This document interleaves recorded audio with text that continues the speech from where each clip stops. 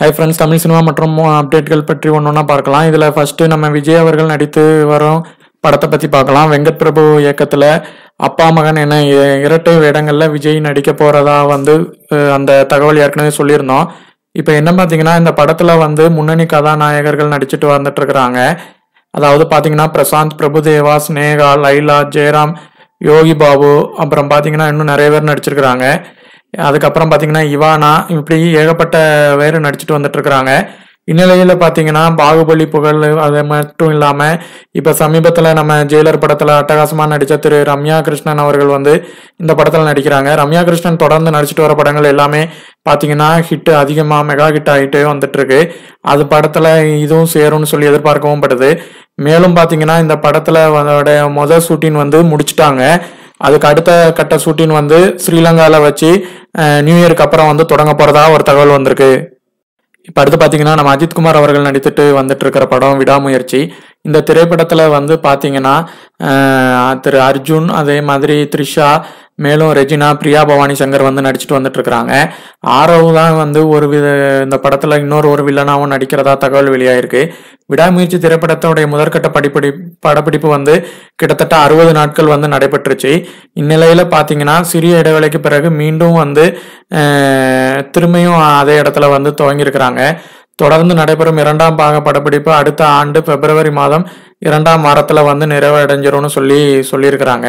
இதில் இப்போ என்ன இன்னொரு அப்டேட் ஆயிருக்கு பார்த்தீங்கன்னா, அஜித்குமாரோடைய பெயர் வெளியாயிருக்கு. இந்த படத்தில் அவர் நடிக்கிற கேரக்டர் என்னன்னு பார்த்தீங்கன்னா, அதாவது அவருக்கு சூட்டி இருக்கிற பெயர் அர்ஜுன்.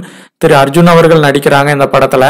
அதாவது அர்ஜுன் அவர்கள் நடிக்கிற இந்த படத்தில் திரு அஜித் அவருக்கு வைத்த பெயர் அர்ஜுன் என தகவல் வெளியாயிருக்கு.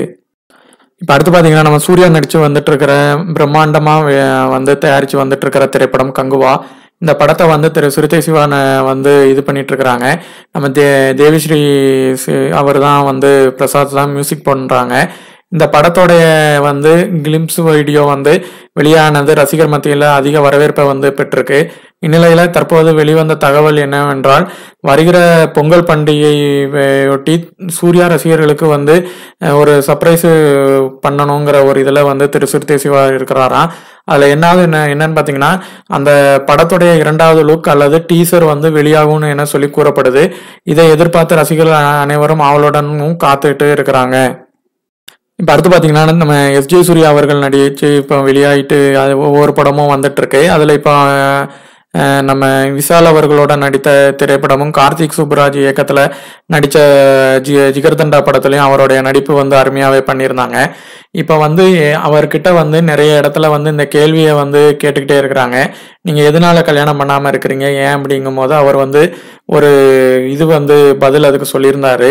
அது என்னன்னு பார்த்தீங்கன்னா, தான் காதல் தோல்வி ஒரு டைம் அடைஞ்சதாலையும் அப்படின்னு சொல்லியிருக்கிறாரு. அதுக்கு ஒரு விஷயமா தனக்கு ஒரு பெரிய இயக்குனர் தயாரிப்பாளர்கிட்ட இருந்து அழைப்பு வந்திருந்தது. அதே நேரத்தில் என்னுடைய லவர் சாப்பிட்றதுக்கு வீட்டுக்கு கூப்பிட்டுருந்தாங்க. என்னால் அவங்க இதில் கலந்துக்கிட முடியல. ஆனால் போயிட்டு நான் கலந்துக்கிடும் போது நேரம் ஆனதுனால அவங்க என்னை இது ஒன்றும் வீடு சத்திரம் கிடையாதுன்னு சொல்லி திட்டி அனுப்பிச்சிட்டாங்க. இந்த படத்தை பற்றி இன்னும் என் காதல் கதையை பற்றி தெரிஞ்சுக்கிடணும்னா அன்பே ஆர்வீரே படம் பார்த்தீங்கன்னா உங்களுக்கு தெளிவாக புரியும். அதில் என்னுடைய காதல் சம்பந்தப்பட்ட பிரச்சனைகளை தான் படமாகவே அந்த படத்தை எடுத்திருந்தேன். உங்களுக்கு இன்னும் தெரியும்னா அந்த படத்தை பாருங்க அப்படின்னு சொல்லி ஷார்ட்டாக சொல்லியிருந்தாரு. இப்போ பார்த்தீங்கன்னா எல்லாருக்குமே பிரபலமாக தெரிகிற ஒரு டிவினா அது என்னன்னு பார்த்தீங்கன்னா சன் நெட்வொர்க்கு. இவங்க பார்த்தீங்கன்னா நிறைய சேனல்ஸ் மலையாளம், தெலுங்கு, கன்னடம், அதே மாதிரி நம்ம தமிழ் லாங்குவேஜில் பண்ணிட்டு இருக்கிறாங்க. அது மட்டும் இல்லாமல் படம் அதிகமாக ப்ரொடியூஸ் பண்ணிட்டு வந்துட்டு இருக்கிறாங்க.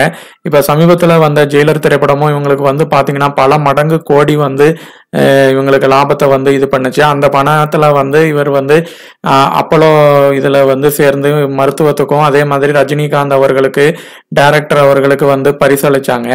மேலும் பார்த்தீங்கன்னா இவங்களுடைய சொத்து மதிப்பு சன் டிவி, சன் பிக்சர்ஸ் உள்ளிட்ட பல நிறுவனத்தோடைய உரிமையாளராக இருக்கும் கலாநிதி மாறன் சொத்து மதிப்பு பார்த்தீங்கன்னா 19,000 கோடின்னு சொல்லி ஒரு தகவல் வெளியாயிருக்கு. இது கணக்கில் கணக்கில் இல்லாத எவ்வளோ இருக்குன்னு சொல்லி நீங்களே கணக்கு பண்ணிக்கிடுங்க. தேங்க்யூ. சினிமா மற்றும் மற்ற அப்டேட்கள் பற்றி தெரிஞ்சுக்கணும் நம்ம சேனலை சப்ஸ்கிரைப் பண்ணுங்க, ஷேர் பண்ணுங்க. தேங்க்யூ. மறக்காம சர்ப்ரைஸ் பண்ணுங்க.